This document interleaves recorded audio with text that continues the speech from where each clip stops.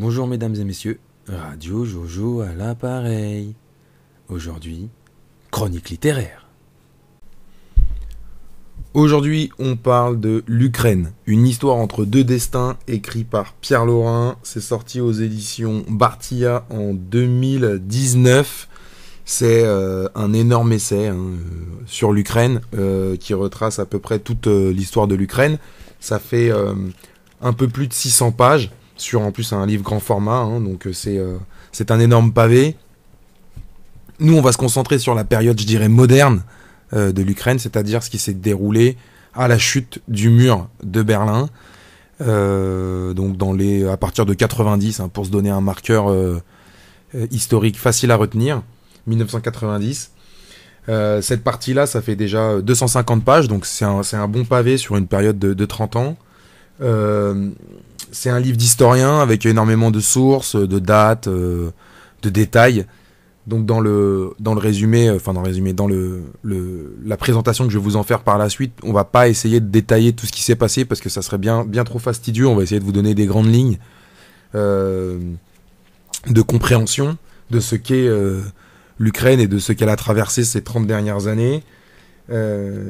Pourquoi lire ce livre maintenant ? Je pense que sans surprise, il y a une guerre qui a éclaté entre la Russie et l'Ukraine le 24 février, ça doit être ça, le 24 février. Il y avait déjà une guerre civile, on peut l'appeler comme ça, je pense, qui se déroulait depuis 8 ans dans le Donbass, depuis 2014. Et c'est vrai que l'Ukraine, c'est un pays qui est pas tellement traité dans les médias occidentaux, dans nos médias en tout cas en France. Et donc, on cherche à comprendre la situation de ce pays, pourquoi on en est là, qui est impliqué, comment ça s'est déroulé, pour qu'on puisse un peu mieux comprendre les enjeux qui tournent autour de ce conflit actuel. Et on va essayer par la suite, enfin, de vidéos, d'essayer de comprendre comment ça va tourner ou comment ça va pas tourner. Voilà, les enjeux, quoi. Il faut essayer de comprendre les enjeux. On fait de la culture G ici, donc on va essayer de faire ça à travers ce très beau bouquin. Alors, qui est l'auteur ? Comme toujours, une petite biographie du gars qui a écrit ce livre, donc ce monsieur, Pierre Laurin. Je lis son livre aussi, parce que je ne l'ai pas précisé dans la partie juste avant, mais je lis son livre aussi parce qu'en fait, il connaît ma belle-mère, personnellement. Et il lui a offert le livre en faisant une dédicace. Et quand je suis allé voir son profil sur Wikipédia, effectivement, j'ai été assez impressionné, parce que c'est un expert, c'est un monsieur qui est né en 53, 68 ans, journaliste, écrivain, traducteur. Il a travaillé pour plein de journaux, Paris Match, Le Figaro, je crois, Valeurs Actuelles.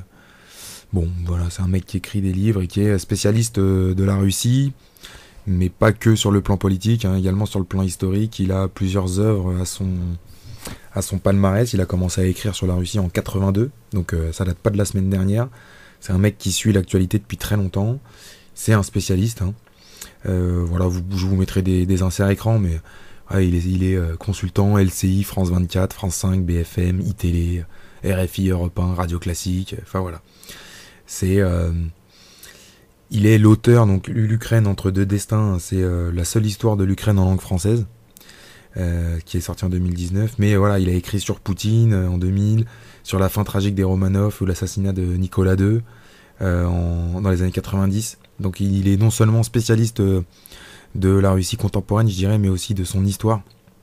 Donc c'est quelqu'un qui a vocation à nous donner des informations auxquelles on n'aurait pas forcément accès, à les condenser et à nous permettre de nous documenter un petit peu sur les raisons et les tenants et les aboutissants du conflit actuel qui est en train de se dérouler en Ukraine.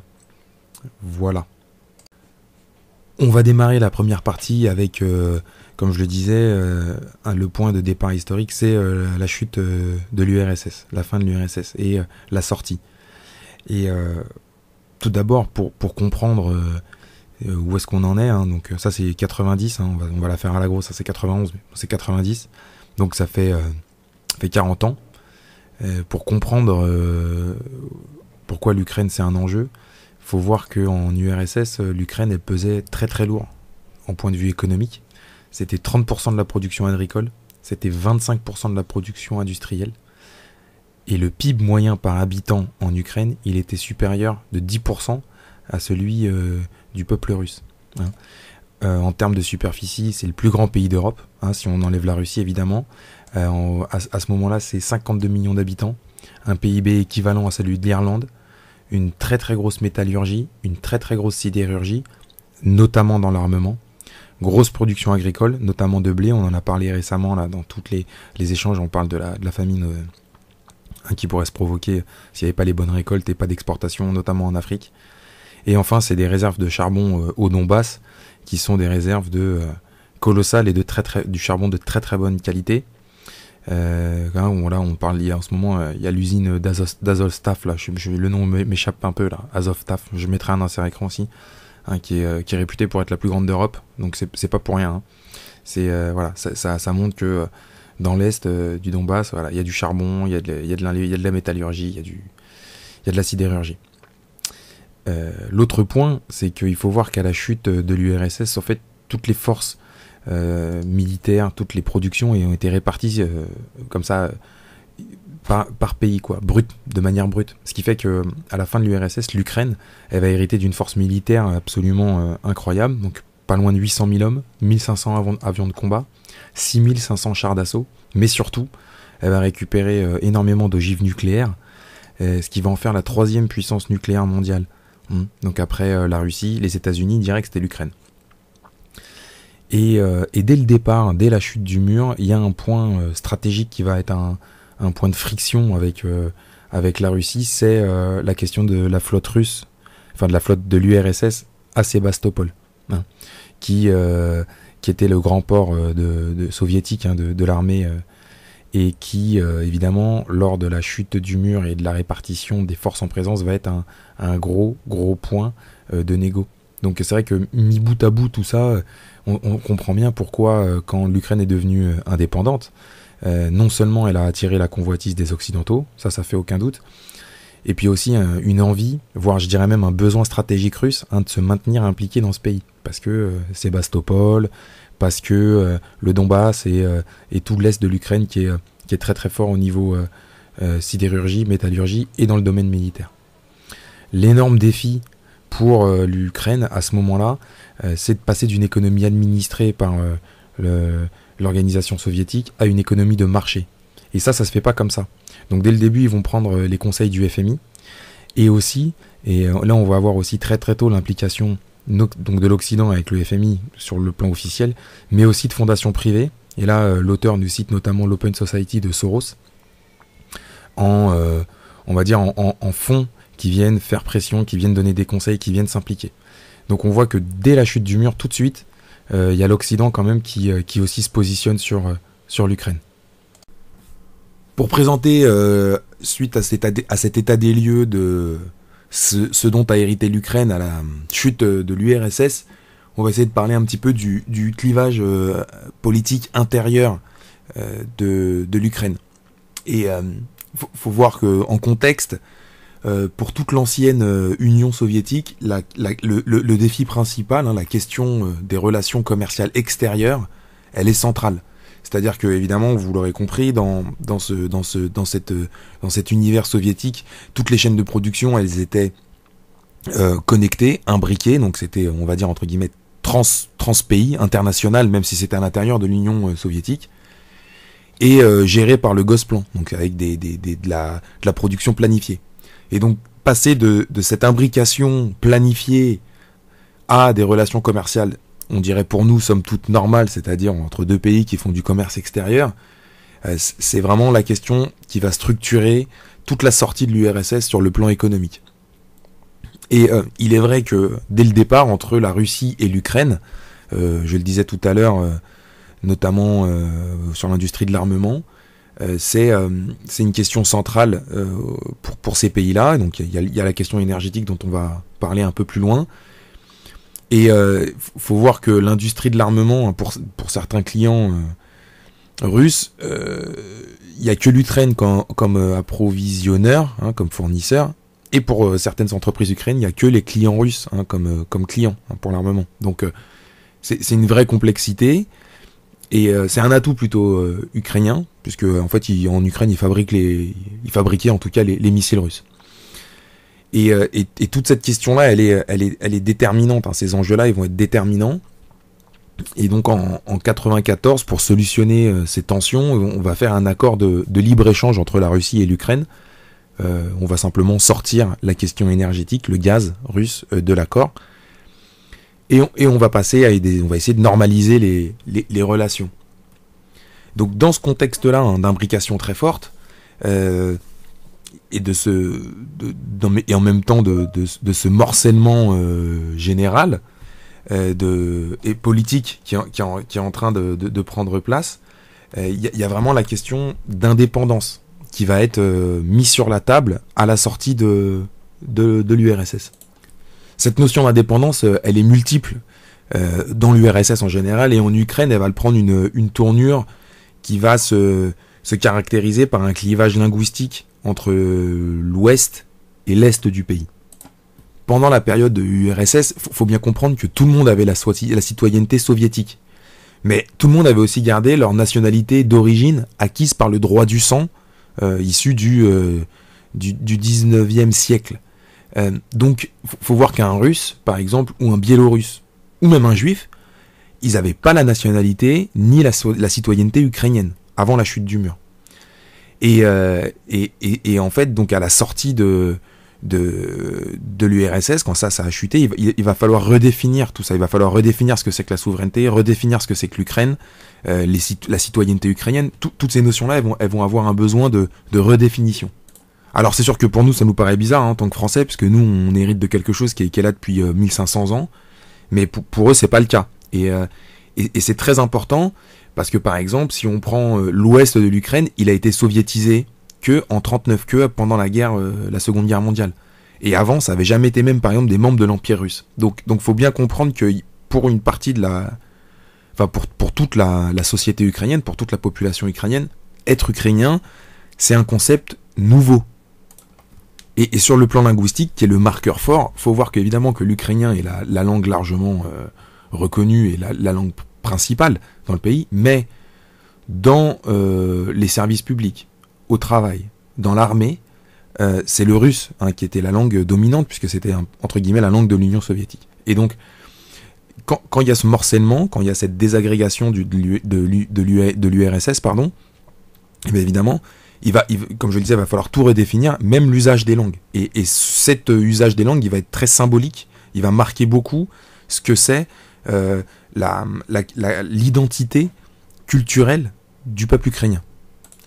Alors au départ, évidemment, l'idée de souveraineté ukrainienne, tous les citoyens sont d'accord. Simplement, cette idée de souveraineté, elle n'est pas identique pour tout le monde. Donc on voit qu'elle est très forte, cette idée de souveraineté, puisque en fait, à la chute de l'URSS, chaque État va déclarer sa souveraineté, et en Ukraine, c'est le 4 juillet 90, il y a une déclaration de souveraineté qui est ratifiée par la majorité quasi unanime de tous les députés, et qui est bien acceptée par toute la population. Simplement, ce qu'il faut bien comprendre, c'est que elle n'a pas la même signification pour les gens de l'Ouest et pour les gens de l'Est. À l'Ouest, ça veut dire fin du système soviétique, mais aussi fin de relations avec la Russie, et on va dire ouverture, retournement vers l'Europe, et plus largement on peut dire l'Occident. Alors qu'à l'Est, ça veut dire fin du système soviétique, ça tout le monde est d'accord, donc autour de cette idée-là, il n'y a pas de souci. Simplement pour les mecs de l'Est, évidemment, eux ils parlent russe pour la grande majorité, l'économie elle est connectée très fortement à la Russie, que ce soit au niveau culturel, social, économique, enfin la société, pardon, pas l'économie, mais justement la société de l'Est, elle est connectée à tous les niveaux, social, économique, culturel, vers la Russie. Donc eux, ils sont pas pour une fin de la relation avec la Russie. Ils sont pour, on va dire, entre guillemets, une normalisation dans un cadre moderne, entre deux États, mais avec un lien fort. Et cette idée, malheureusement, elle va être génératrice de beaucoup de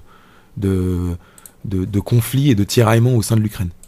Et on va lire un petit passage de l'auteur qui lui appelle ça la crise permanente, et qui qui prend place après les résultats présidentiels de 2004, mais qui est valable pour toute la période depuis la chute du mur. En analysant les résultats de la présidentielle de 2004, les experts avaient laissé échapper un élément essentiel. La fracture du pays en deux n'était pas un phénomène passager que l'apport de la démocratie, représenté par le camp orange, donc ça on en parlera après, une petite parenthèse, mais voilà, représenté par l'Ouest, ce qui veut dire par là, contribuerait à réduire comme une attelle. Il correspondait à des facteurs plus profonds, aux origines historiques et culturelles évidentes, et le système politique n'avait rien à voir avec la perception de leur identité réelle par les populations de l'Est et de l'Ouest de l'Ukraine. Au contraire, leur différence étouffée par l'unanimisme du régime soviétique pouvait enfin s'exprimer par la voie des urnes.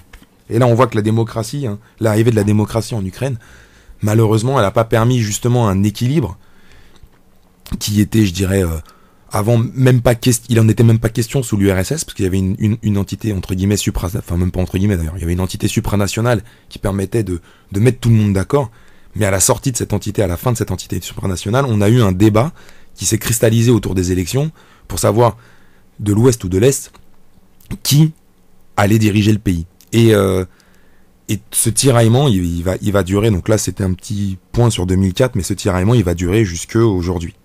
Et il va être extrêmement structurant pour comprendre les enjeux de ce pays.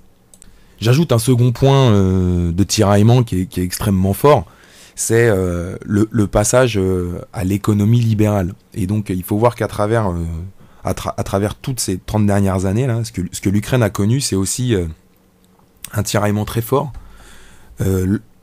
en vue de libéraliser l'économie. Et ce tiraillement, il a été très complexe et très difficile à mener, il l'est encore aujourd'hui, et il explique beaucoup pourquoi l'Ukraine est un pays qui, économiquement, tous les gens qui y sont allés vous le diront, est fortement basé sur la corruption, et est un pays qui n'a pas su maintenir et développer ses infrastructures. Ça, on le reverra en conclusion, mais c'est très évident. Et en fait, ce qui s'est passé, c'est que à la sortie, donc je le disais, à la sortie de l'URSS, vous aviez le Gosplan, vous aviez l'imbrication internationale au sein de l'URSS entre les chaînes de production. Et libéraliser l'économie, c'est-à-dire privatiser le secteur productif, c'est quelque chose qui va être très difficile à faire. Pourquoi ?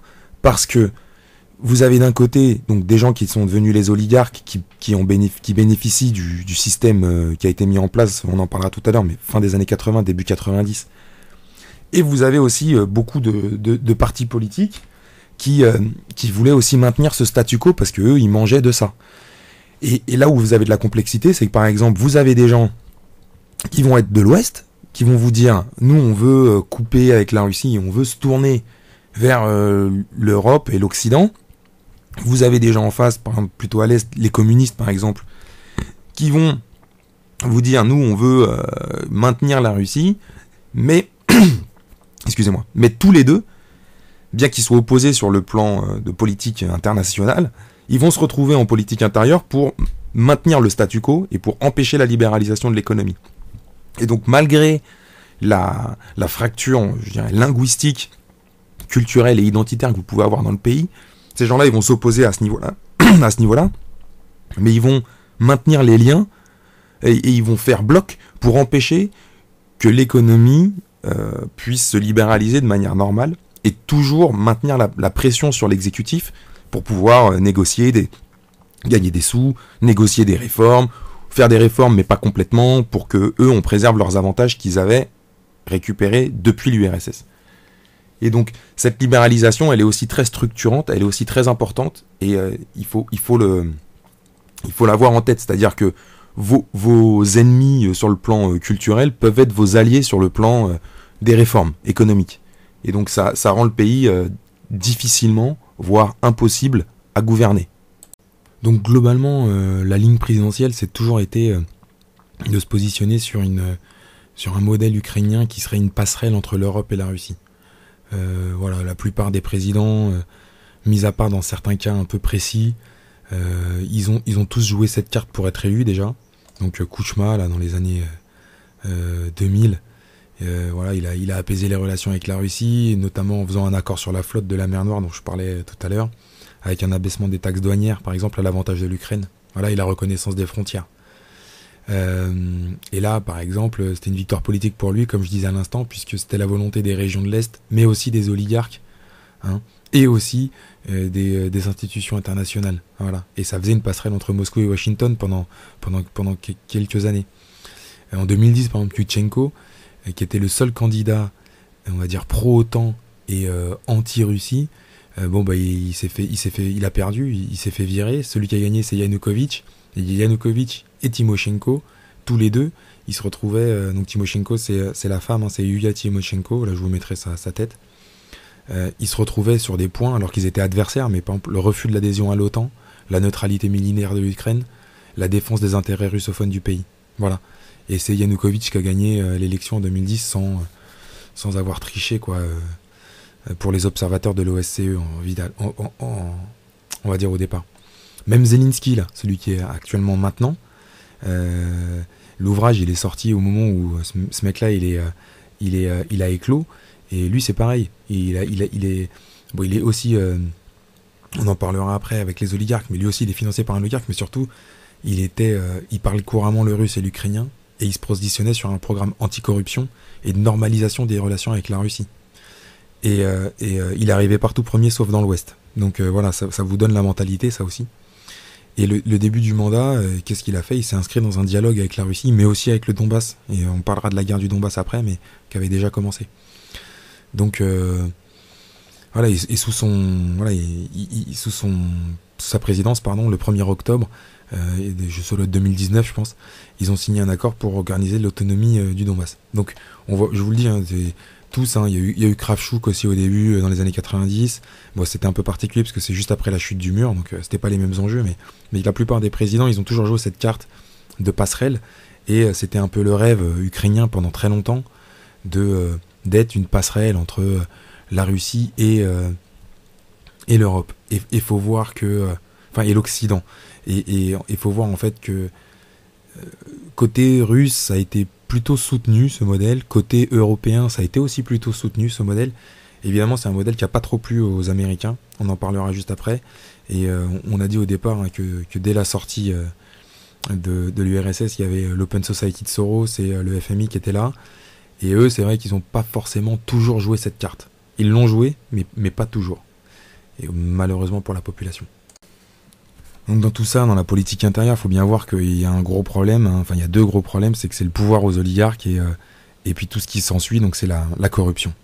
L'auteur nous explique que contrairement à la Russie, où Poutine il a engagé un bras de fer avec les oligarques pour les éloigner du pouvoir, en Ukraine c'est l'inverse. Et on peut dire que l'Ukraine, dans les années 90, elle est passée d'une désorganisation totale à un centralisme présidentiel excessif et clientéliste. Hein, donc voilà, on a des milliardaires qui sont députés ou qui passent par le gouvernement. Kouchma, donc c'est le président de fin 90, début 2000, il avait une relation très proche d'eux, hein, dans l'intérêt de chacun, c'est-à-dire le statu quo, comme je vous disais tout à l'heure. Chacun bloque en fait les réformes de libéralisation de l'économie pour pouvoir continuer de se gaver, puisqu'il y en a très très peu qui gagnaient très très beaucoup, et beaucoup qui gagnaient très très peu. Et puis lui, voilà, en protégeant les oligarques, il lui payait ses campagnes politiques. Voilà, les législatives de 98 notamment, hein, l'auteur le note, elle a permis à de nombreux hommes d'affaires et quelques oligarques de devenir députés. Donc la naissance des oligarques, il faut voir que le contexte qui a permis l'émergence des oligarques, c'est pas souvent c'est pas comme on y pense souvent, c'est-à-dire par une espèce de jungle post-URSS. Mais en fait, c'est la conjonction de deux formes économiques perverses, capitalisme d'État et capitalisme de connivence, qui a permis à des gens de bâtir des fortunes incommensurables en volant les sociétés étatiques, voilà, ou en se gavant au passage, en montant des systèmes un peu bizarres. Ça l'Ukraine, ils en étaient spécialistes. Donc il y a eu, tout à l'heure je parlais de Tymoshenko, mais par exemple elle a eu plein de problèmes quand elle était à la tête du gouvernement en fin des années 2010, ou fin des années 2000 plutôt, pardon, avant 2010, parce qu'elle a tenté de faire des réformes fiscales notamment, et les oligarques ça leur plaisait pas, donc elle a eu plein de problèmes elle aussi. Et en fait les oligarques ils ont commencé à construire leur fortune dès les réformes de Gorbatchev de 86, voilà, où les mecs en fait ils ont réussi à s'approprier les entreprises étatiques. Et en mars 91, il y a eu une loi qui a donné aux directeurs de ces sociétés une autonomie de gestion. Et donc quand on est passé au stade d'après, c'est-à-dire dans les années 95-2000 à la privatisation, évidemment les mecs ils étaient en position de force pour négocier quoi. Donc la privatisation c'est la réforme qui a soulevé le plus de craintes et le plus d'espoir en même temps. En fait c'était passer de ces sociétés étatiques à ces sociétés privées. Il y a plein de gens qui allaient perdre leurs avantages, donc ça les faisait flipper. Et la population, elle se disait, enfin, on va pouvoir libéraliser l'économie, on va pouvoir partager la richesse et se rapprocher du niveau de vie autour de nous. Donc ils ont créé, le gouvernement ukrainien, un fonds de la propriété, qui est une espèce de ministère de la privatisation. Mais comme j'expliquais précédemment, son travail, il a été chapeauté et par le président et par l'Assemblée nationale. Et au vu de la complexité des intérêts, donc que ce soit pour être élu, des intérêts électoraux par rapport à ce clivage russophile, occidentaliste, mais aussi aux intérêts économiques des oligarques et autres hommes d'affaires au milieu que chacun paye, tracte, corrompt. En fait, au final, ce ministère, en pratique, son action, elle était totalement paralysée. Donc les patrons des entreprises privées, ils avaient le champ libre pour privatiser dans leurs intérêts à eux, étant donné qu'ils étaient prioritaires pour acheter les entreprises d'État, et que c'est eux-mêmes qui fixaient le prix. Donc c'est quand même là qu'on voit que cette privatisation là qui est quelque chose de très important, elle montre la complexité du paysage politique ukrainien. Comme je le disais tout à l'heure, voilà, oligarques communistes, ils pouvaient se retrouver sur certains sujets qui empêchaient les réformes fiscales parce que ça permettait de faire prolonger ce statu quo sur lequel eux ils étaient en train de se gaver chacun de leur côté comme ils voulaient. Et ce qui fait qu'en fait dans les années 90 ça a quasiment pas avancé cette privatisation. Alors cette privatisation, elle met aussi en lumière évidemment l'implication des oligarques dans la vie politique ukrainienne. Donc on va voir que les oligarques régulièrement ils sont très proches des plus hautes fonctions du pouvoir. On a même eu Poroshenko en 2014 qui était directement un oligarque le mec. Donc voilà, donc on a vu qu'il y a une montée en puissance à partir des années 95 jusqu'à 2014, voilà, pendant 20 ans quoi. Ça a été la foire à l'oligarchie quoi. Ils ont fait ce qu'ils voulaient jusqu'à devenir président les mecs. Donc mais il y en a eu d'autres par exemple on a eu Medvedchuk là qui a fait l'actualité il y a pas longtemps si ma mémoire est bonne. Dès 2002 lui il est mis en avant, il devient même il est président de la banque d'Ukraine, il rentre au gouvernement si ma mémoire est bonne. Et évidemment il y a Zelensky dont j'ai parlé tout à l'heure qui est lui aussi directement soutenu par un oligarque Komoloïski là je crois que ça s'appelle. On a Akemetov, première fortune du pays, qui soutenait Kouchma en 2002 et donc qui soutenait également Yanukovych pour son élection en 2004, pour l'élection présidentielle 2004. Donc évidemment tout ça on montre que les oligarques ils sont très impliqués dans la vie politique ukrainienne et surtout qu'ils sont capables de faire des alliances et de se retourner exactement comme au gré des intérêts, exactement comme les politiques quoi. Donc il y a une grosse complexité de la politique intérieure ukrainienne et je pense que le livre ce qu'il enseigne c'est qu'il faut pas avoir d'avis tranché sur un tel ou un tel quand il est ukrainien. Voilà. Donc là aujourd'hui on nous met Zelensky tout en haut, mais bon, c'est pas impossible que dans 2 ans on se rend compte qu'il ait eu là les fraudes fiscales, on a vu qu'il était dans les Panama Papers ou je sais pas quoi là, et que lui aussi soit mis en prison parce qu'il y a un autre dirigeant et c'est son opposant et pour pouvoir le foutre en prison, ils utilisent la police parce qu'en fait dans les années 90, Kouchma, le président de ces moments-là, en fait, il a divisé la police en 3 organismes. Donc il y a la police normale, la milice fiscale et les renseignements intérieurs. Et lui, il avait mis des proches à sa botte dans toutes ces organisations policières. Et elle travaillait au statu quo, évidemment. Mais il faut voir qu'avec la milice fiscale, en fait, c'est une espèce de bras armé qui permet de regarder les comptes de tout le monde. Donc dès que vous êtes riche en Ukraine, vous n'êtes pas au carré avec la législation. Et donc c'est une excuse pour foutre Timoshenko, tous les opposants quoi, ils peuvent être montés au pinacle comme ça et puis 2 ans après ils sont en prison parce que c'est les opposants et quand c'est l'autre président qui sort, là ils sont libérés. Enfin voilà, c'est que des trucs comme ça. Donc faut être très prudent sur la politique intérieure. On peut dire simplement que Par exemple, sur le commerce frauduleux du gaz, c'était 1 milliard d'euros par an qui sortaient et qui allaient dans les poches des oligarques. Donc c'est beaucoup d'argent. Beaucoup d'argent. Ou sinon, pareil, pour illustrer sur la privatisation, début 2002, page 543, on nous explique que la plus grande aciérie, donc qui est dans le Donbass, elle a été vendue à 2 oligarques pour 800 millions de dollars.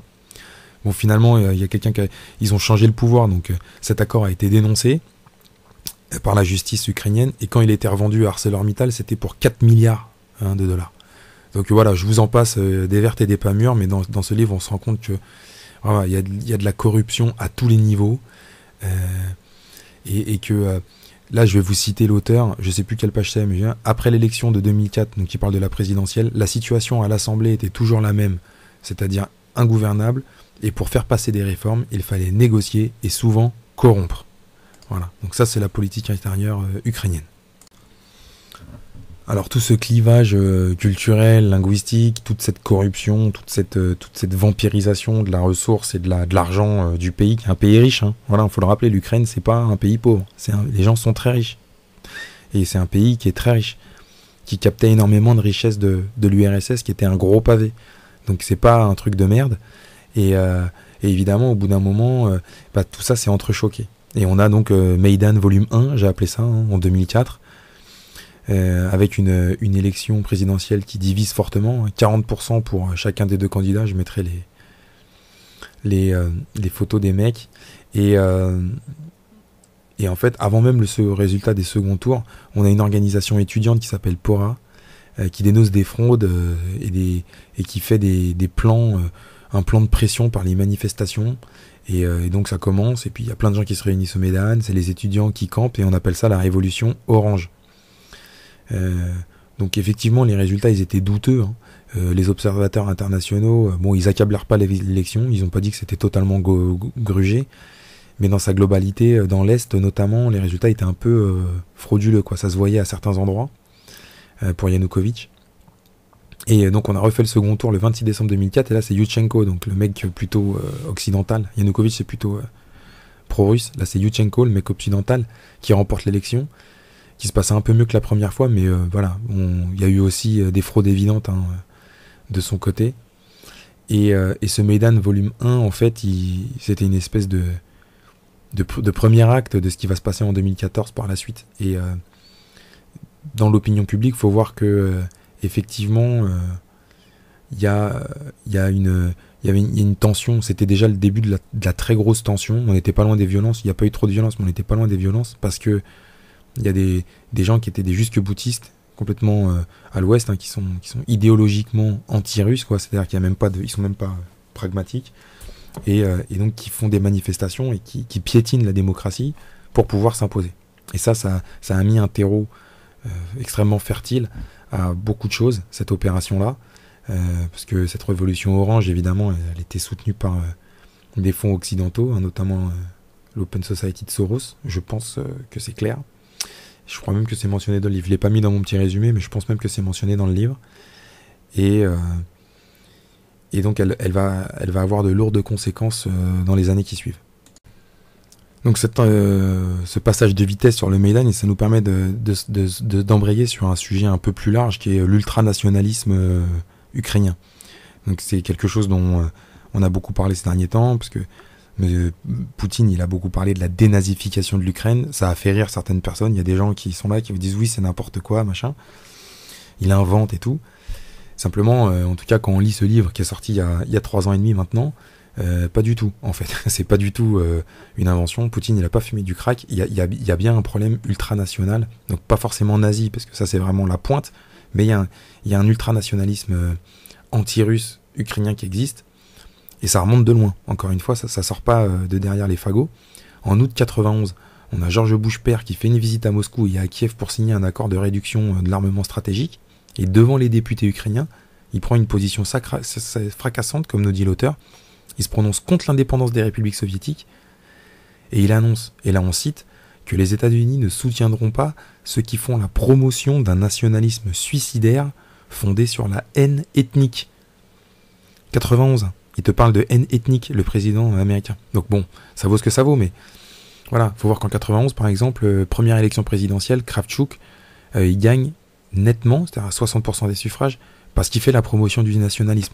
Donc on a vu tout à l'heure que ce nationalisme, à ce moment-là, c'était pas exactement la même notion que ce qu'il a pu devenir, mais il y avait déjà ce terreau, c'est pour montrer qu'il y avait quelque chose qui existait, et déjà à ce moment-là, Tchernovil, qui était farouchement anti-russe et ultranationaliste, c'était l'adversaire de Kravchuk, il a fait un très bon score à l'ouest, il a même eu la majorité absolue en Galicie. Donc tout ça, c'est pas une invention, ça vient de loin. Et quand on nous dit que Poutine il délire, non, il délire pas. Donc ce qu'il faut voir, c'est que derrière ce sentiment anti-russe, il y a aussi, comme l'auteur nous l'explique, une espèce de volonté jacobine de conformer toutes les particularités ukrainiennes régionales, donc notamment dans l'Est et dans le Sud, mais pas que, parce que vous avez une région aussi avec des Hongrois, je crois, à l'Ouest, là, Transcarpathie, je crois ça s'appelle, dans un moule national, exactement comme ils ont fait chez nous à la Révolution. Et ça, il y a vraiment quelque chose de fondamental, c'est-à-dire il y a une partie de la population ukrainienne qui veut que tous les Ukrainiens soient pareils. Et ça aussi, ça vient de loin, et c'est très fort. Le nationalisme ukrainien, il est né à l'Ouest, et à juste titre, selon l'auteur, les Ukrainiens de l'Ouest, déjà, ils sont devenus soviétiques qu'en 1939, donc avant, ils n'avaient rien à voir avec la Russie. Et puis, donc, eux, ils voyaient le russe comme un envahisseur récent. Et donc, effectivement, ce truc-là, ça les a poussés un peu à glorifier tout ce qui avait lutté contre l'armée russe, quitte à glorifier des néo-nazis, comme Stepan Bandera, qui est considéré comme un criminel de guerre, par exemple, par les Occidentaux. Donc, pour illustrer la force de cet ultranationalisme, on va le voir après, mais par exemple, en 2007, aux législatives, il y a un parti qui s'appelle Sloboda. Donc l'auteur le décrit comme le parti d'inspiration nazi, xénophobe, antisémite et anti-russe, qui a eu une progression fulgurante. En 2007, aux législatives, il pesait à peine 3%. Au régional de 2010, il a fait 26% à Lviv, qui est la grande ville de l'Ouest, par exemple. Il est entré dans tous les conseils régionaux de l'Ouest, et aux législatives de 2012, il a fait 10%. Donc en 5 ans, le truc, il a triplé. Et il a été majoritaire en Galicie et à Lviv avec 38%, et même à Kiev il faisait 17% ce parti-là.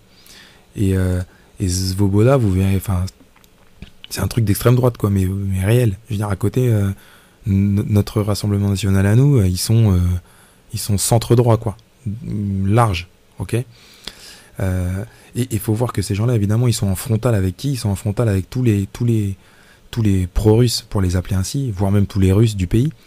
Et là, on va voir aussi que ça vient de loin, parce que par exemple, en 89, en Crimée, on a fait un recensement. Il y avait 2/3 des gens, ils avaient la nationalité russe. Voilà. Et le rattachement en 54 par Staline à l'Ukraine, de la Crimée, ça n'a jamais été accepté. Ça a toujours été vécu comme une espèce d'occupation par la population criméenne. Et dans les années 90, ils ont tenté plusieurs fois de faire des référendums, même si le droit leur permettait pas, pour être attachés à la Russie. Et à chaque fois, ils ont eu des victoires. Les mecs qui promouvaient ça, ils ont eu des oui à 90%, Voilà. Et dans le Donbass, c'est pareil. On a proposé de mettre la langue russe à égalité avec l'ukrainien. Référendum là-dessus en 94. C'est réponse oui à 90%. Donc quand on nous dit oui, il y a 30% de russophones dans le Donbass et tout, sauf qu'en fait, non. En 94, c'était 90% des mecs qui ont voté pour que les deux langues soient égales. Donc vous avez en frontal ce truc, cet ultranationalisme d'un côté, et qui charge et qui cherche à mettre dans un moule toutes les particularités, mais en particulier évidemment la partie russophone, étant donné en plus que c'est la partie la plus riche de l'Ukraine, et c'est celle qui historiquement représente l'envahisseur. Après la politique intérieure, on va parler un peu de politique internationale. Donc c'est vrai qu'avec la Russie, il y a une situation qui est extrêmement complexe, parce que la Russie, elle est très importante dans la vie économique de l'Ukraine, en particulier sur l'énergie, mais aussi au regard des enjeux stratégiques militaires. Donc évidemment, l'aspect économique et stratégique pour empêcher une avancée de l'OTAN, c'est la motivation russe. Ça, c'est l'auteur qui nous le dit, page 555. Donc encore une fois, toutes ces craintes-là, quand on dit oui, non mais la Finlande, machin, non, les Russes, ils ont des intérêts, ils veulent pas que l'OTAN se mette à leur porte. Ça fait longtemps qu'on le sait, c'est pas quelque chose de nouveau. Et pour illustrer cette relation complexe, là on va parler de l'énergie un petit peu après, mais la Russie c'est le premier partenaire commercial de l'Ukraine. 25% des exportations, 32% des importations, hein, et dont une grande part concerne du matériel militaire à forte valeur ajoutée, et dont parfois la Russie est le seul et unique client. Donc il faut voir que les mecs, c'est pas évident, quoi. Hein, c'est-à-dire que c'est votre seul client, quoi. Donc bon. Les Occidentaux, c'est une autre approche. Hein. Dans les années 90, hein, l'Ukraine, ça intéressait les USA par cette situation géopolitique entre l'OTAN et la Russie. Hein. Pour la CE, c'était plutôt une volonté d'intégration des pays qui était visée. On était plus économique, plus soft. La position américaine, elle est défendue par Brzezinski, que tout le monde connaît. Hein, c'est le grand échiquier. C'est que sans l'Ukraine, la Russie n'est plus un empire. Donc pour isoler la Russie, il faut convertir l'Ukraine et tous les anciens pays soviétiques à l'occidentalisme. Voilà. Et c'est cette ligne-là, elle fut fortement utilisée sous Clinton. Donc voilà, Clinton, soi-disant, voilà, bah en fait non, c'est un mec qui était en frontal avec les Russes. Et l'idée de faire une Ukraine, un avant-poste euro-atlantique face à la Russie, c'est devenu l'idée dominante à ce moment-là. Alors avec la Russie, au-delà de tout le commerce, la culture et tout ce qui va bien, bah, y a un gros problème, c'est l'énergie. C'est-à-dire que c'est les Russes qui filent du gaz à Kiev, et Kiev, ils payaient presque rien sous l'ère soviétique. Donc quand tout ça s'est arrêté, ils n'ont pas compris pourquoi il fallait que la facture elle devait augmenter. Et la Russie, elle était un peu tenue par les coronestes aussi, parce que 80% de ses exportations, elles passaient par l'Ukraine à l'époque. Donc tout ce qui allait en Europe pour vendre le gaz, bah, ça passait par l'Ukraine.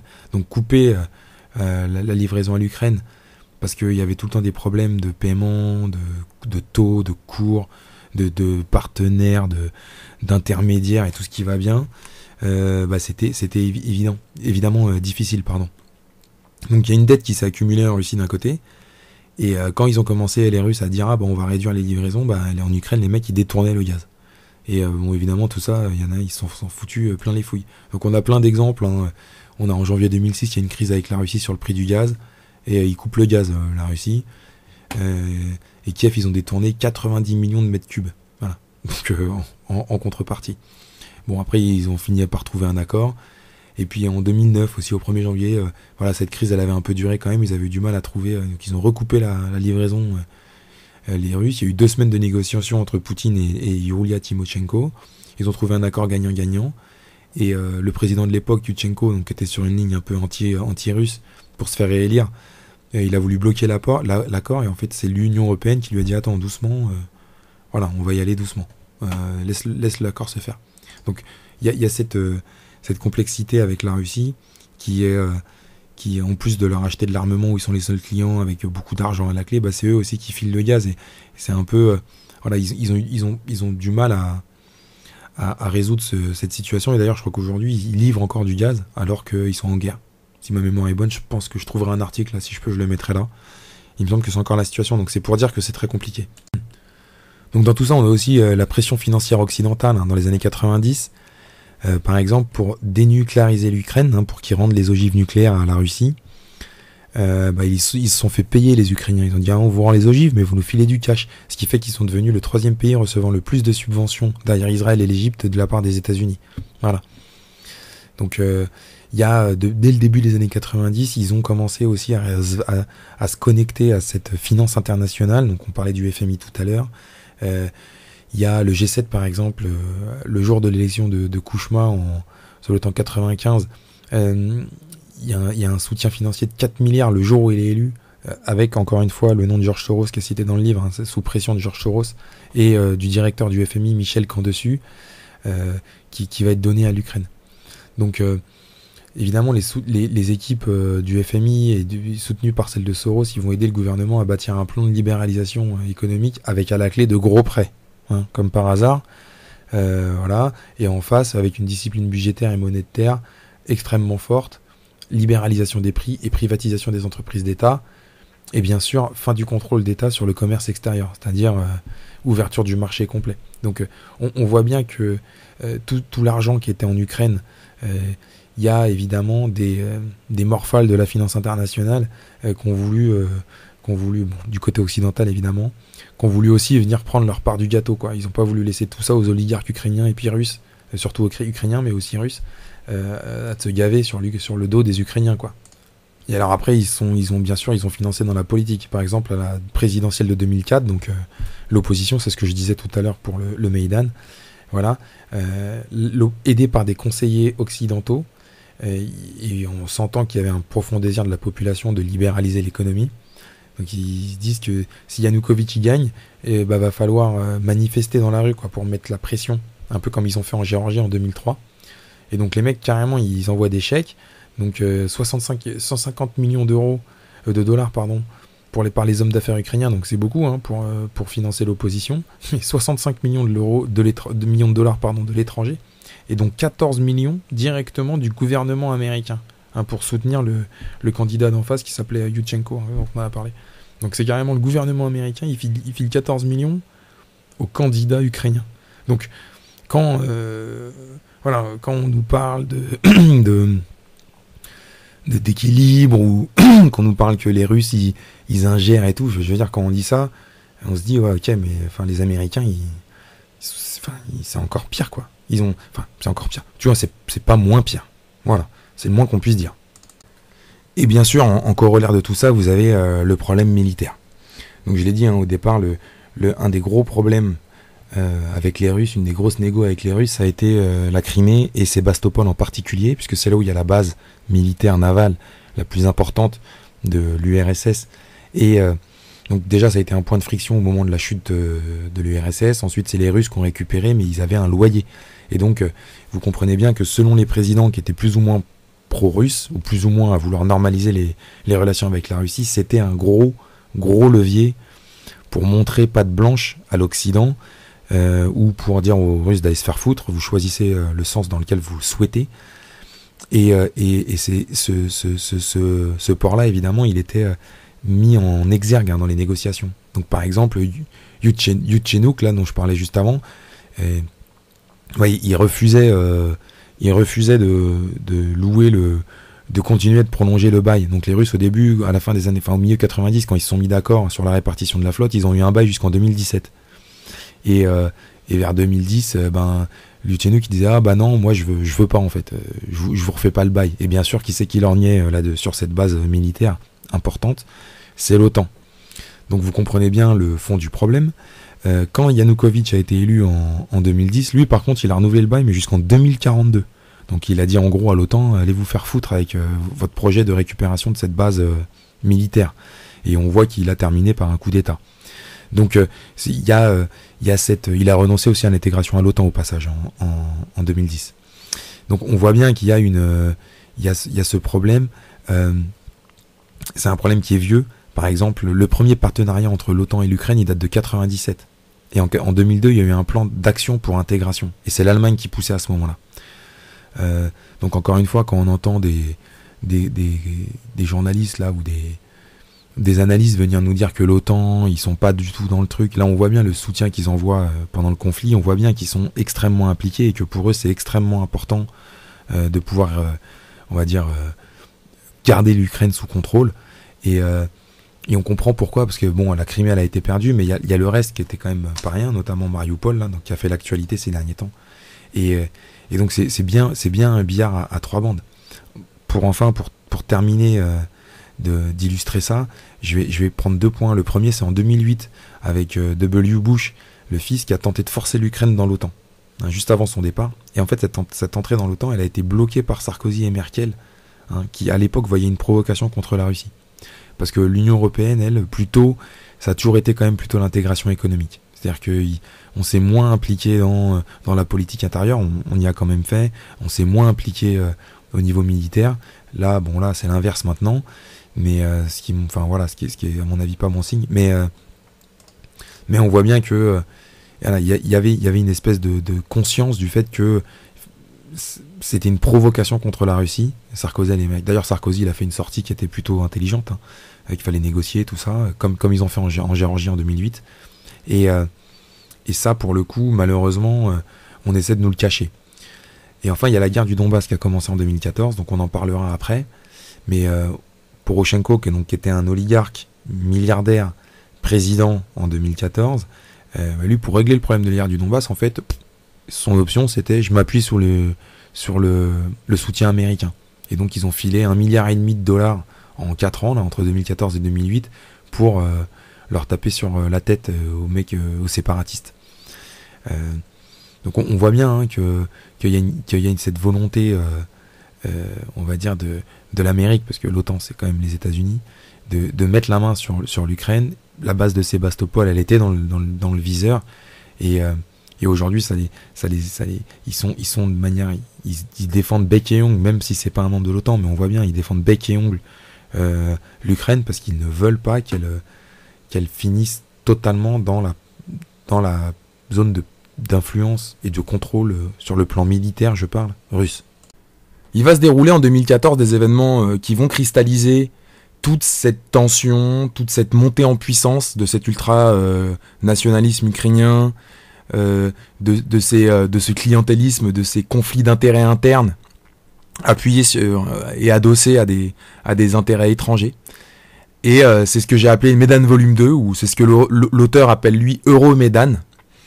Et donc c'est des manifestations qui vont prendre place sur la place du Maidan, à l'image de ce qui s'est passé en 2004, avec, donc je rappelle, autour de l'élection présidentielle de 2004, il y avait les manifestations contre les fraudes, et c'était structuré par une entité PORA, qui était une entité étudiante, et qui était financée par l'étranger, par Soros, hein, en particulier l'Open Society, comme je l'ai dit précédemment.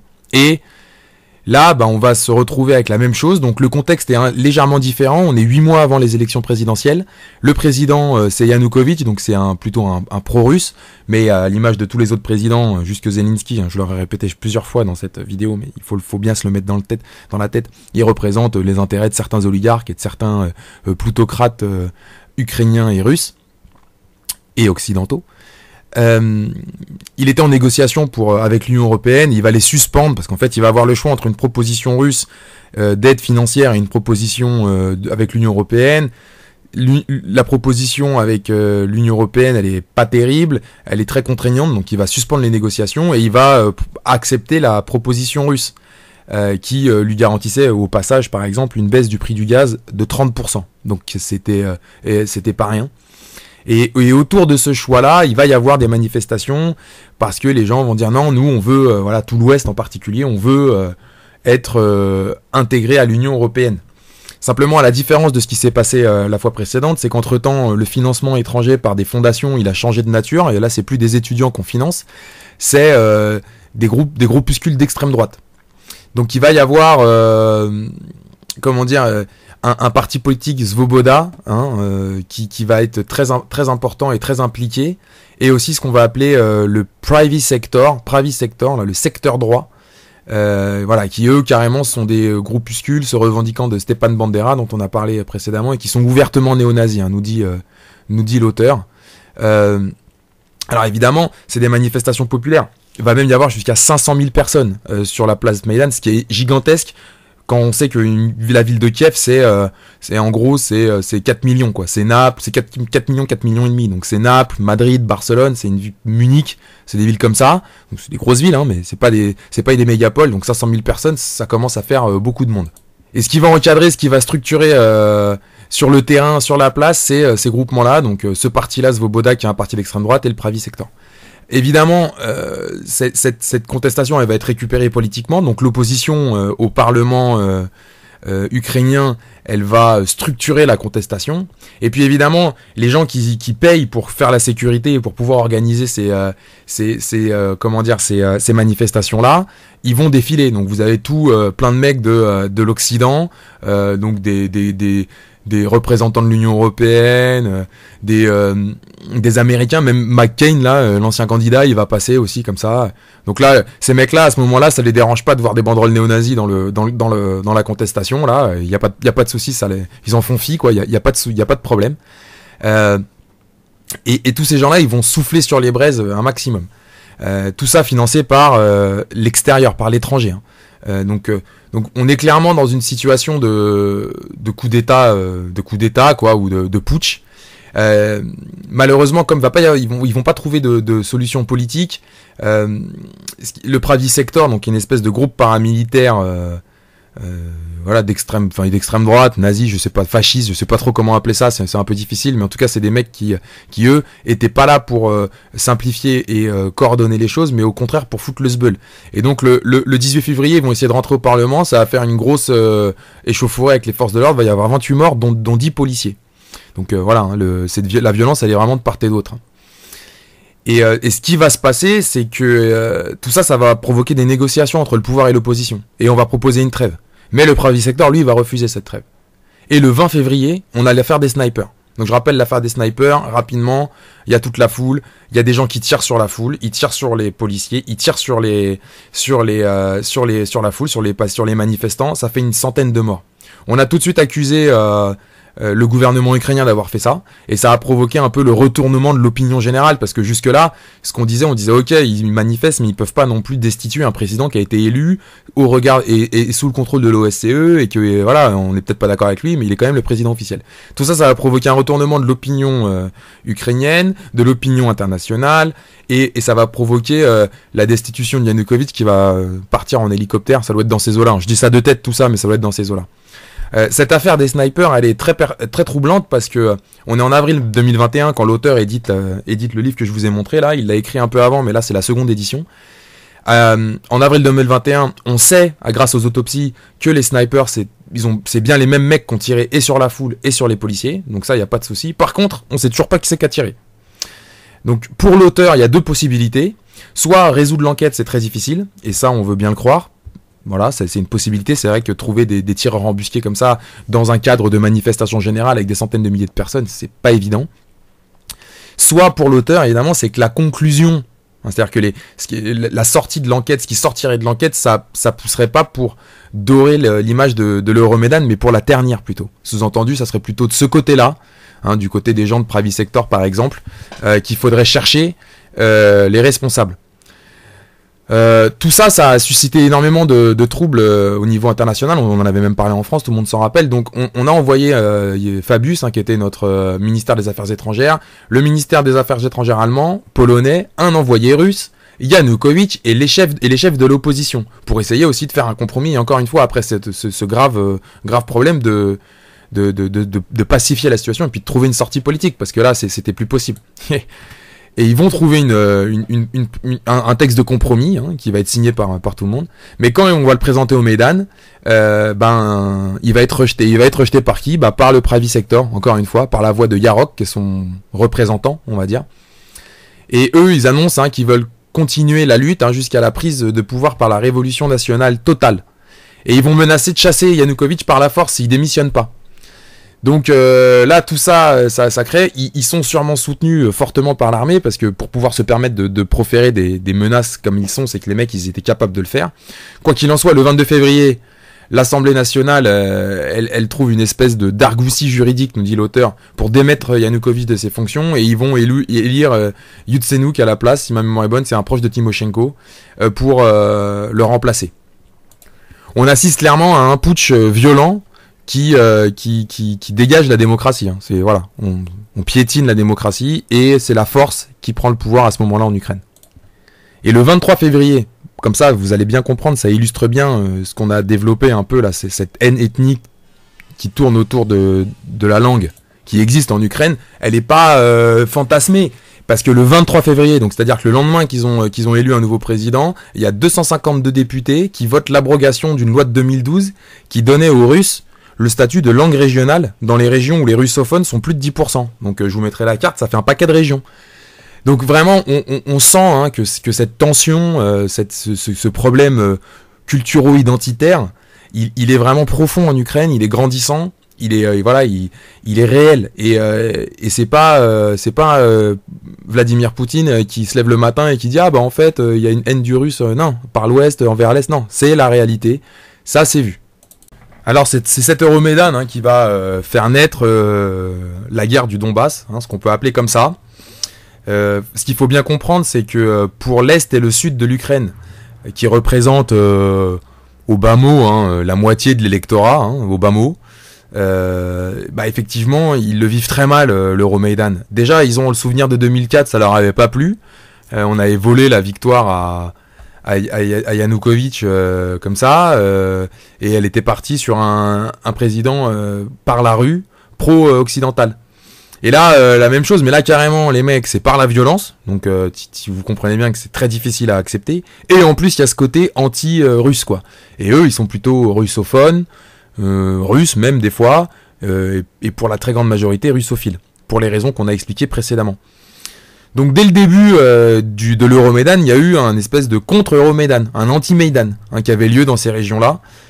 Et après les événements du 22 février, donc après la destitution de Yanukovych, ça va s'étendre, ça va prendre corps de manière importante à Sébastopol, Odessa, Lugansk, Donetsk, donc toutes les grandes villes du sud et de l'ouest de l'Ukraine.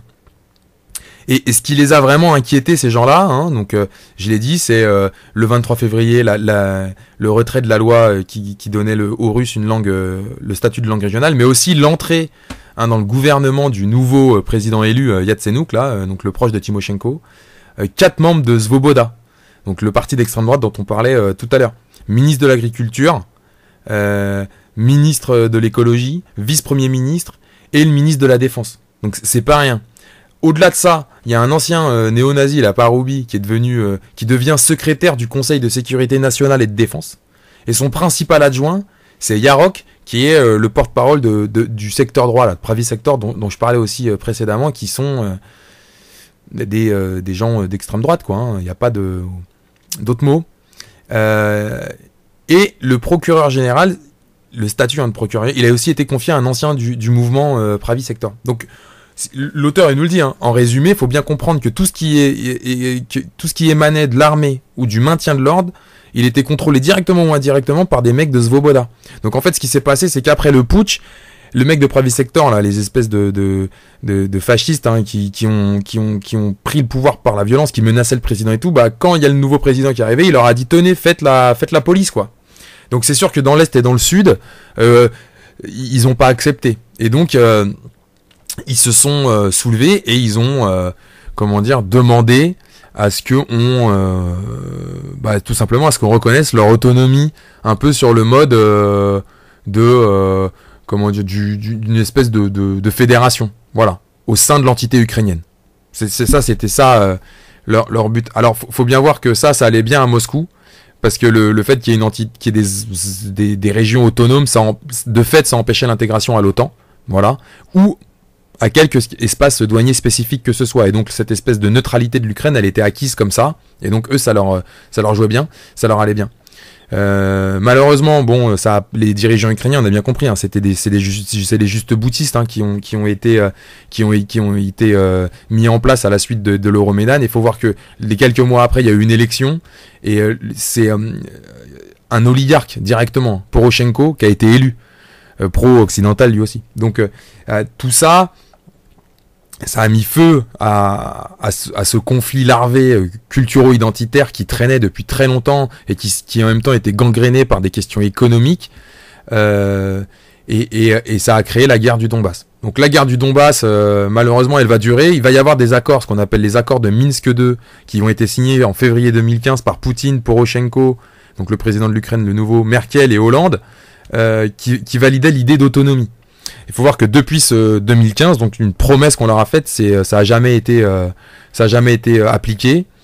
Et en fait, c'est parce que l'idée de Poroshenko, c'était de s'appuyer sur l'option militaire avec le soutien américain.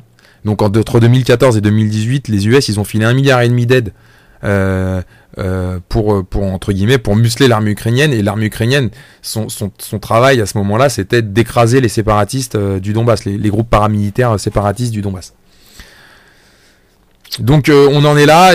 Pour rappel, ce conflit du Donbass, c'est plus de 13 000 morts, quasiment que des civils, quasiment tous sous la responsabilité du gouvernement de Kiev. Donc ça, faut pas l'oublier. C'est 1 million de personnes qui a fui la zone de combat. Ça, c'est selon le Haut Commissariat aux Nations Unies. Et les 3/4, ils sont partis en Russie. Donc, faut bien voir, quand on vous dit oui, l'ouest de l'Ukraine, aujourd'hui, on écoute les gens, ils disent l'est de l'Ukraine, c'est pas vraiment russe et tout ça. Enfin, là, il y a 1 million de mecs qui se déplacent, il y en a les 3/4, ils partent directement en Russie, ils vont pas chercher ailleurs.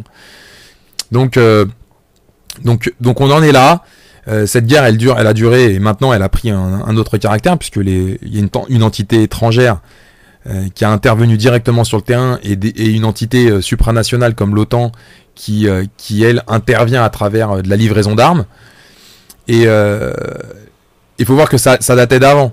Et on a souvent accusé les Russes de pousser à cette guerre civile et tout. Donc c'est vrai, ils ont participé.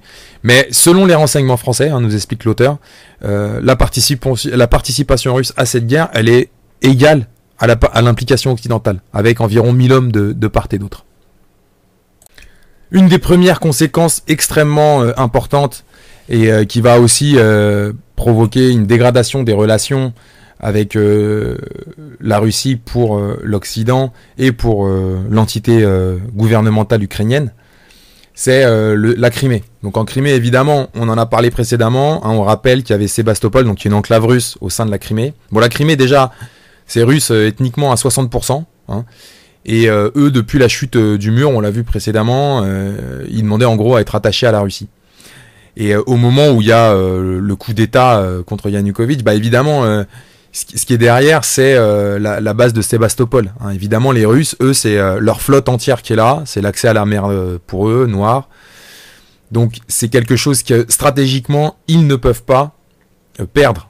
Ils peuvent pas laisser ça à l'OTAN. Et là, avec le gouvernement, et vu comme c'était fait, vu la tournure que ça prenait, c'était certain qu'à terme, c'était ça qui était dans le viseur, pour que cette base de Sébastopol elle passe dans les mains de l'OTAN. Donc évidemment, ils vont réagir, ils vont déployer des hommes.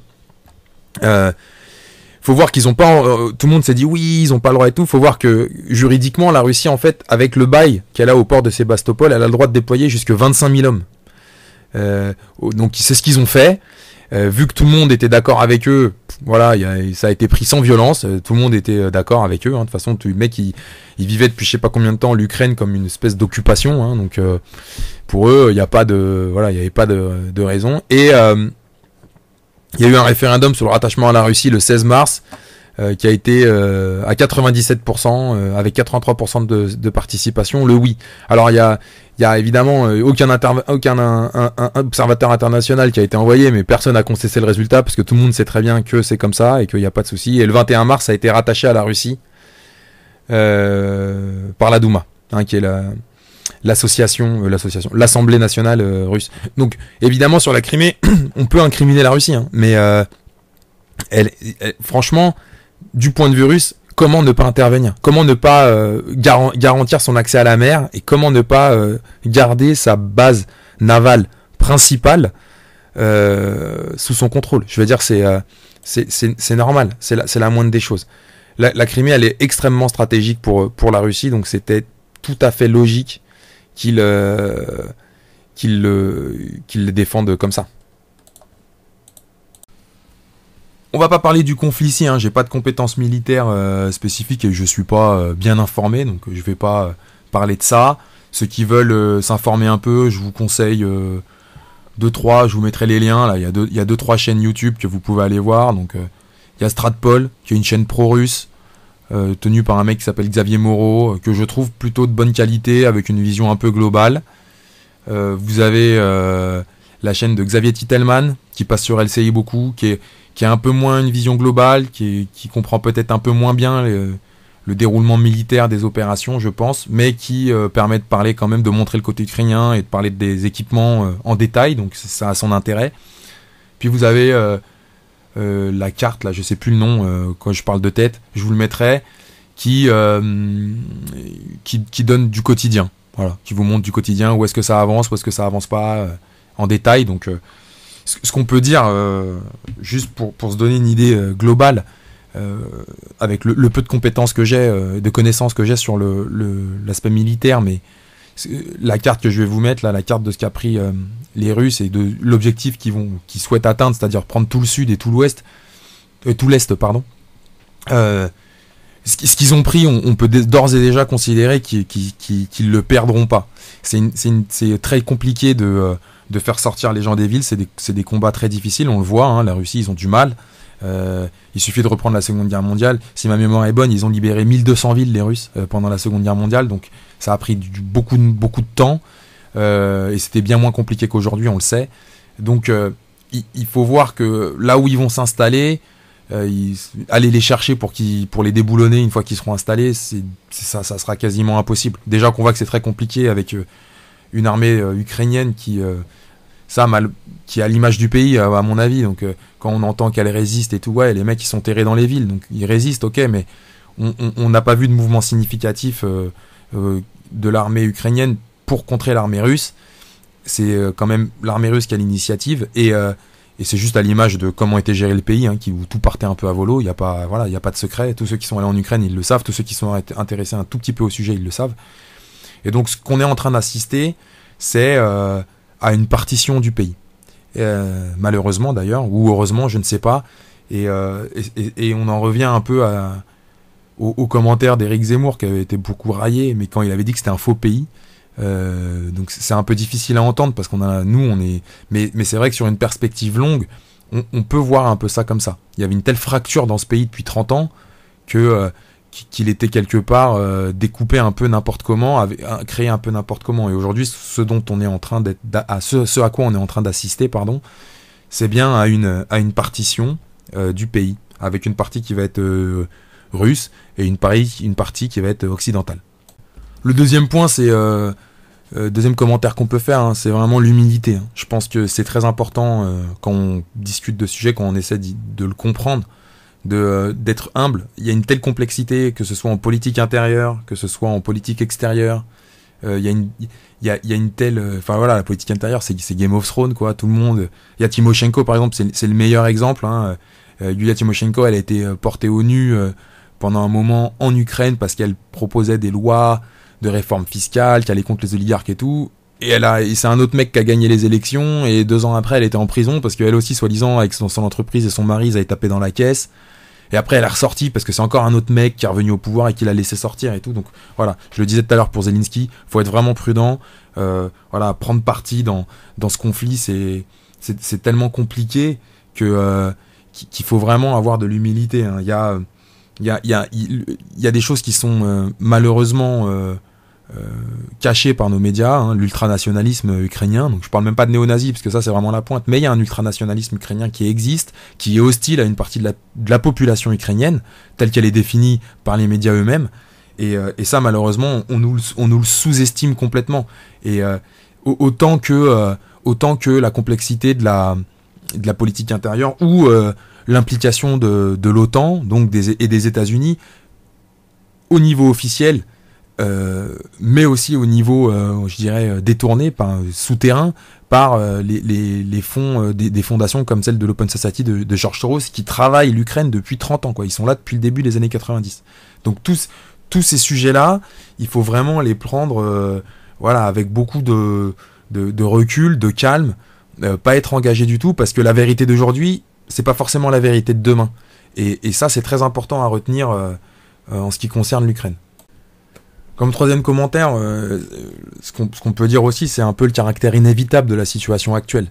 C'est-à-dire que effectivement, il y a un tel tiraillement depuis 30 ans, il y a une telle opposition, que on se demande comment ça ne pouvait pas terminer en conflit armé, surtout depuis 2014, où vous avez une guerre civile qui est même pas larvée, qui est ouverte, avec une partie de la population, et avec les enjeux économiques qui sont derrière. Parce qu'un petit peu à l'image de ce qu'on a pu voir pendant les guerres au début des années 2000, pour les guerres en Irak et en Afghanistan, il y avait toute une dimension, on va dire un peu idéologique. Oui, on va apporter la démocratie, machin. Donc là, c'est oui, on vient protéger. Là, c'est les Russes. Oui, on vient protéger les russophones, machin. Et l'OTAN, oui, nous, la démocratie, le peuple ukrainien, les héros et tout.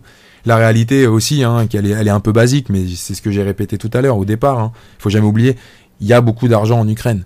Il y a beaucoup de ressources en Ukraine. C'est un pays qui dispose d'usines de production très importantes, d'un savoir-faire militaire très important. Et ça, c'est aussi à garder en tête. C'est-à-dire que derrière tout les violons là qui nous sont de part et d'autre, d'ailleurs, que ce soit côté russe ou côté occidental, tous les violons là qui nous sont joués pour la liberté, pour la protection, machin, on sait que derrière il y a du cash, et c'est ça que les mecs ils viennent chercher aussi. Et de ce point de vue là, on se demande, avec toute la corruption, toute la complexité de ce pays, comment ça pouvait pas tourner comme ça. C'était quelque part inévitable. Et le livre s'appelle l'Ukraine. Comment c'est déjà, voilà, une histoire entre deux destins. Et là, on se rend compte que en fait, le destin final de ce pays, c'est tout simplement d'être coupé en deux. Bon, et en conclusion, c'est vrai que l'Ukraine, ça sent le gâchis, faut le dire, que la situation en soi là, c'est vraiment triste. L'OTAN a beaucoup fait, les Américains en particulier, parce que au niveau européen, on a plus été pour l'intégration économique, donc c'était un problème, mais c'était encore négociable. Mais tout ce qui a été fait par les fondations américaines indépendantes type Soros et l'OTAN, les tentatives d'intégration, ce genre de choses, ça a été vraiment délétère pour... aujourd'hui, le résultat est délétère pour la population ukrainienne. Ça fait 8 ans que c'est délétère. Faut bien se mettre ça dans la tête. Et c'est un immense gâchis, ce pays, faut le dire, qui aurait pu être un symbole justement de paix et on va dire de prospérité entre l'Est et l'Ouest. Et pour conclure, on va citer un petit passage du bouquin, qui est le dernier paragraphe du livre, page 621. C'est Pierre Laurin. En août 2021, cela fera 30 ans que l'Ukraine aura proclamé son indépendance dans les conditions décrites plus haut dans cet ouvrage. Est-il vraiment possible que ce pays, qui avait tout à l'époque pour devenir l'un des plus prospères du vieux continent, en soit toujours au même point, à hésiter en permanence sur le cours à suivre, déplorant le clientélisme, la corruption endémique, la plutocratie, l'influence des oligarques, la déconnexion des réalités des puissants, tout en chérissant les causes qui leur ont donné naissance. 30 ans, 6 lustres, 3 décennies n'auront donc pas suffi à vaincre les maux qui détruisent le pays à petit feu, à commencer par le pire de tous, la volonté de plier les particularismes qui formaient la diversité et la richesse du pays dans le moule jacobin de l'illusion d'une nation-État qui, comme nous l'avons vu tout au long de cet ouvrage, n'a jamais vraiment existé. Voilà, on conclut ici. J'espère que cette vidéo vous permettra de mieux comprendre ce qui s'est passé et ce qui se passe aujourd'hui en Ukraine. C'est sûr que c'est pas les médias français qui vont vous aider. Ils sont complètement, ils ont pris parti complètement, un petit peu comme pour le Covid. C'est-à-dire que c'est une grande cause. Voilà. Ceux qui veulent savoir pourquoi, je vous renvoie. Ceux qui veulent des preuves sur le Covid, je vous mettrai les liens. Je vous renvoie à mes 2 vidéos sur le Covid. Il y en aura bientôt une 3e, et je vous mets aussi ma vidéo sur le financement des médias, un livre que j'ai lu, comment ils ont acheté la presse, qui explique ça très bien. Et on est le 9 mai, 16h40. J'espère que ce conflit va s'arrêter le plus vite possible. Aujourd'hui, c'est triste de voir ça. Voilà, c'est un immense gâchis, c'est une grande tristesse. Donc nos prières adressées à toutes les victimes, qu'elles soient ukrainiennes ou russes, parce que les Russes c'est pareil, ils sont dedans, il y en a plein qui n'ont rien demandé, ils sont pas concernés par le truc, ils suivent les ordres, c'est comme ça. En espérant que tout le monde arrive à se mettre autour de la table rapidement, que Zelensky arrive à un peu se calmer et à vouloir négocier, et que les Occidentaux aussi arrêtent d'être jusque boutistes, parce que c'est quand même ça le problème, je pense, actuellement. Et on leur adresse nos prières. On espère que tout ceci va s'arrêter bientôt. Continuez continuez de vous cultiver, de lire et de consulter ma chaîne qui, je l'espère, apporte sa petite pierre à l'édifice pour ceux qui prennent le temps d'écouter les vidéos. Je vous embrasse, je vous dis à bientôt.